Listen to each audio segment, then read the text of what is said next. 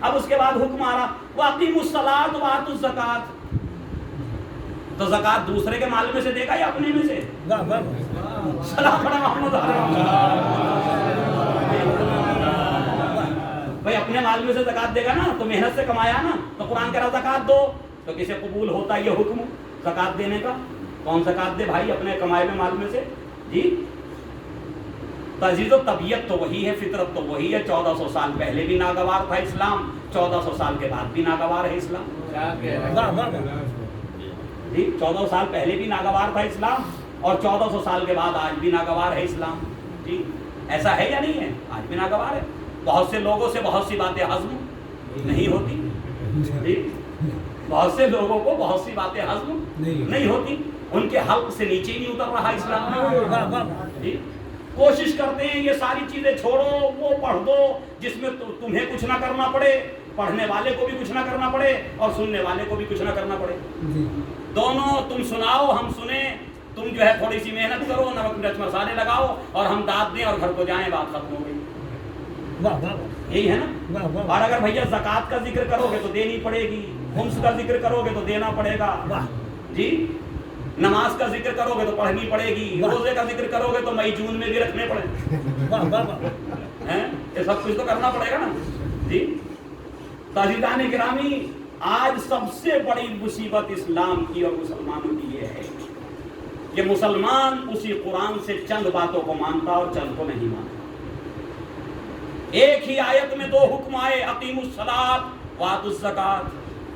سب نے نماز پڑھ لی، کسی نے عید کی پڑھ لی، کسی نے بقرعید کی پڑھ لی، جو کبھی نہ گیا جمعے میں چلا گیا. پڑھ تو لی، کبھی نہ کبھی تو پڑھ لی نماز کا قیام کر لیا. لیکن جو دوسرا حکم اسی آیت کے دوسرے حصے میں تھا اس پہ کتنوں نے عمل کیا؟ جی زکات کتنوں نے ادا کی؟ ایک سوال ہے. اب جس نے نماز پڑھی اور زکات نہیں دی، زکات واجب ہونے کے بعد، اس کا مطلب وہ آدھا مسلمان ہے آدھا کافر. ابھی مکمل مسلمان تو نہیں ہوا نا، صحیح نا؟ آدھا مسلمان ہے آدھا کافر. اچھا یہ زکات کا مسئلہ تو ان کے لیے زیادہ تھا. ہمارے ہاں آیت قرآن میں سورہ انفال میں موجود ہے وَخُمْسُهُ لِلَّهِ وَلِلرَّسُولِ، کہ خمس اللہ کے لیے ہے اور اس کے رسول کے لیے ہے. جی امام حسین علیہ السلام کی مجلس منعقد کرنے کے لیے 5000 10,000 کا خرچہ کر دیا، لیکن خود وہ پیسہ جو امام کے اوپر لگایا اس میں بھی خمس نہیں نکلا. جی اس کا بھی خمس نہیں نکلا. تو عزیزان گرامی سوچنے کی ضرورت ہے کہ اسلام آدھا آدھا نہیں ہے کہ جو اچھا لگے وہ لے لو اور جو سخت ہو اسے چھوڑ دو. اسلام کو مکمل لینا ہوگا کامیابی کے لیے. اگر 100 حکم ہیں تو 100 کے 100 کو لینا پڑے گا، جو واجب ہو گیا اس پہ عمل کرنا پڑے گا، اور اگر عمل نہیں کیا تو اس کا مطلب یہ ہے کہ اسلام مکمل نہیں ہوا. کیونکہ قرآن نے یہ کہا اليوم اکملت لکم دینکم واتممت علیکم نعمتی ورضیت لکم الاسلام دینا.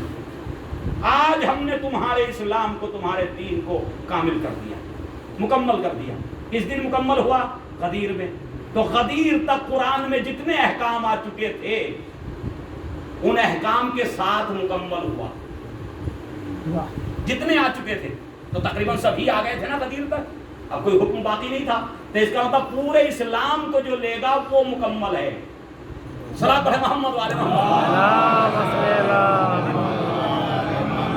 پورے اسلام پہ جو عمل کرے گا وہ مکمل ہے. تو عزیزان گرامی، آج ہم آدھے اسلام کو مانتے ہیں آدھے کو نہیں مانتے، اور یہی سب سے بڑا المیہ ہے اس قوم کا کہ آل محمد علیہ السلام کے احکامات کو بھی وہی مانتی ہے کہ جتنا اس کو اچھا لگتا. صحیح ہے، جتنی چیزیں اچھی لگتی تو اتنی لے لو.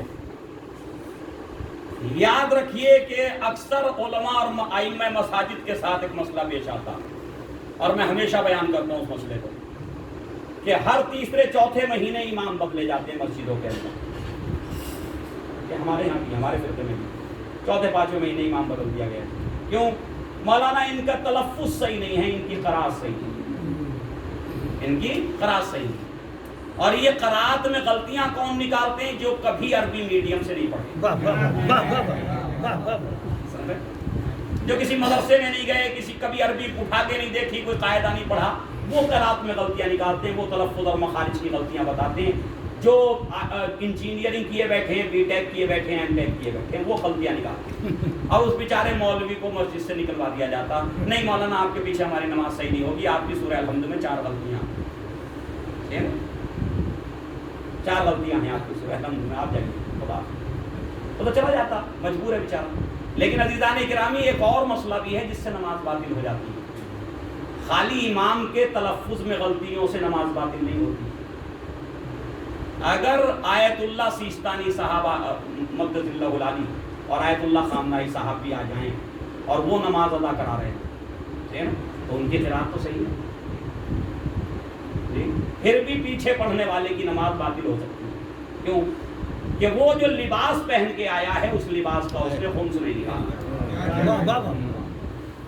خامنائی صاحب پڑھا رہے ہیں, خامنائی صاحب سیستانی صاحب, پھر بھی اس کی نماز باطل ہے. کیوں کہ جس لباس کو پہن کے نماز ادا کر رہا اس کا خمس نہیں نکلا. تو بھائی ساری غلطیاں ائمہ مساجد پہ مت تھوپ دیجئے, کچھ اپنی بھی اپنے آپ کو بھی تو سنبھالیے کہ آپ کی وجہ سے بھی آپ کی نمازیں باطل ہو رہی ہیں. صلاۃ پڑھے محمد والے محمد, آپ کی وجہ سے بھی تو آپ کی نمازیں باطل ہو رہی ہیں. اچھا ایک مسئلہ ہے فدق کا, قوم بڑے چٹکارے لے کے سنتی, دلچسپی سے سنتی فدق کے مسئلے کو. فدق کیا ہے؟ جناب زہرا سلام اللہ علیہا, جو نبی کریم نے جناب زہرا سلام اللہ علیہا کو پراپرٹی ہبہ کی, اس کا نام ہے فدق. صحیح, اس کا نام ہے فدق. تو عزیزان گرامی جناب زہرا سلام اللہ علیہا کو پراپرٹی دی, وہ حق تھا جناب زہرا کا. قرآن میں آیت نازل ہوئی تھی وَآتِ ذِی الْقُرْبَىٰ حَقَّهُ, کہ اپنے قرابت داروں کو ان کا حق دے دو. تو اس آیت کے نزول کے بعد نبی کریم نے جناب زہرا سلام اللہ علیہا کو وہ جو باغات تھے نبی کو ملے تھے وہ جناب زہرا کو دے دیے, تو وہ تھا فدق.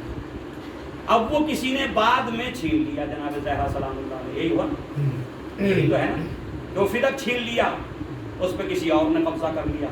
تو آج تک قوم جو ہے اس قبضہ کرنے والے پہ لعنت کرنی چاہیے, جو بھی جہاں غصب کرے اس پہ لعنت کرنی چاہیے, اسے لعنت کرنی چاہیے, کوئی پریشانی کی بات نہیں.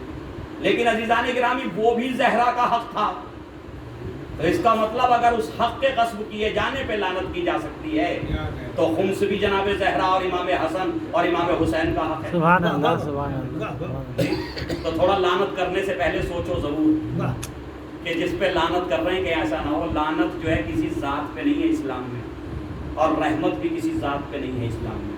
لعنت بھی کردار پہ ہے اور سبحان اللہ, سبحان اللہ, سبحان اللہ. لعنت بھی کردار پہ اور رحمت بھی کردار پہ. صحیح نا, کیا کہا قرآن نے, ایاک نعبد و ایاک نستعین.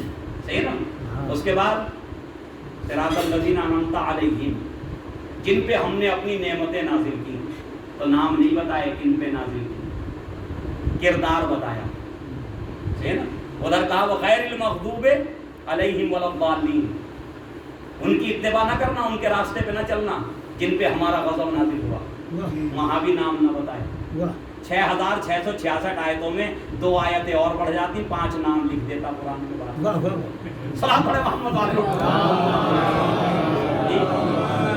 6666 آیتوں میں 2 آیتوں کا اضافہ اور ہونا تھا, 68 ہو جاتی. صحیح ہے, کوئی بہت بڑا فرق تو نہیں آ رہا تھا. وہاں لکھ دیتا محمد علی فاطمہ حسن حسین, یہ وہ ہیں جن پہ ہم نے نعمتیں نازل کی. صحیح ہے نا, ہے تو یہی وہ حضرات. اور ادھر غیر المغضوبے میں 2-4 نام لکھ دیتا, ابو لہب کا ڈال دیتا. سلام پڑھے محمد والے. وہاں بھی پتہ چل جاتا کن پہ غضب نازل ہوا. صحیح نا, تو ادھر پتہ چل جاتا نعمتیں کس پہ نازل ہوئی, ادھر پتہ چل جاتا غضب کس پہ نازل ہوا.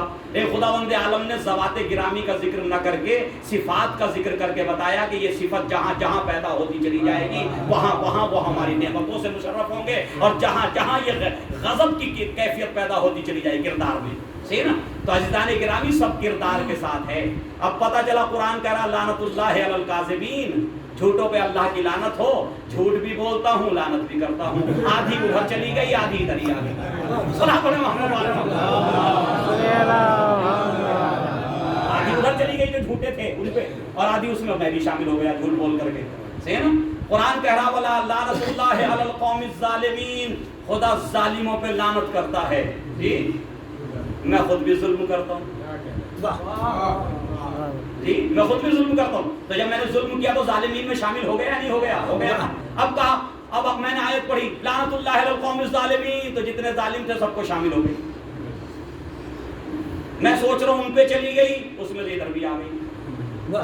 جی عزیزان گرامی، اسلام یہ کہتا ہے کہ جو کچھ تم کر رہے ہو پہلے اپنے کردار کو قرآن کی اور سنت کے مطابق بناؤ، اس کے بعد جو کرو گے پھر تمہاری سمجھ میں آئے گا کہ اسلام کیا ہے اور قرآن کیا ہے. محمد والے پھر سمجھ میں آئے گا کہ اسلام کیا ہے اور قرآن کیا ہے. تو اس چیز کو ہمیں سمجھنے کی ضرورت ہے. ایک بار صلوات پڑھ لیں محمد. تو کربلا کا یہ عظیم واقعہ امام حسین نے یہ عظیم شہادتیں ایسے ہی تو پیش نہیں کی. امام یہ چاہتے تھے کہ قرآن کے احکام قیامت تک زندہ رہیں. حلال محمد حلال الی یوم القیامہ و حرام محمد حرام الی یوم القیامہ.